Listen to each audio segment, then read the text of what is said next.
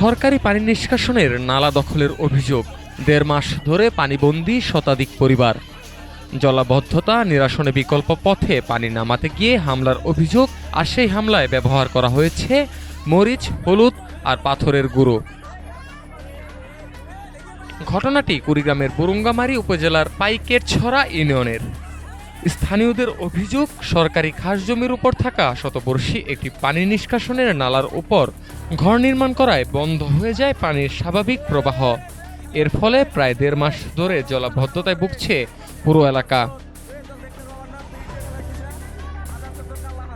স্থানীয়দের দাবি, এতে শতাধিক বাড়ি পানিবন্দী হয়ে পড়েছে।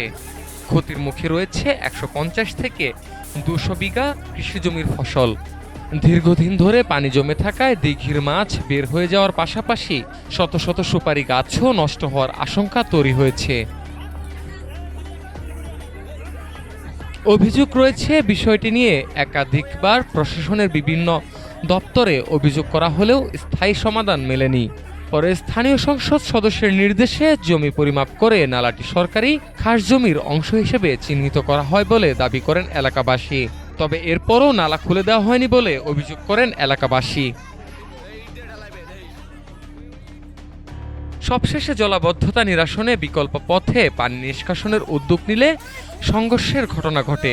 এলাকাবাসীর অভিযোগ, এ সময় তাদের উপর ইট, পাটকেল, মরিচের গুঁড়ো, হলুদের গুঁড়ো ও পাথরের গুঁড়ো নিক্ষেপ করা হয়।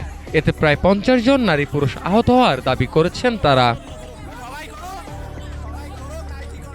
ঘটনার বিচার, সরকারি নালা উদ্ধার এবং দ্রুত জলাবদ্ধতা নিরসনের দাবিতে বুরুঙ্গামারী থানায় একটি সাধারণ ডায়েরি করেছেন এলাকাবাসী। তবে এই বিষয়ে অভিযুক্তদের বক্তব্য পাওয়া যায়নি।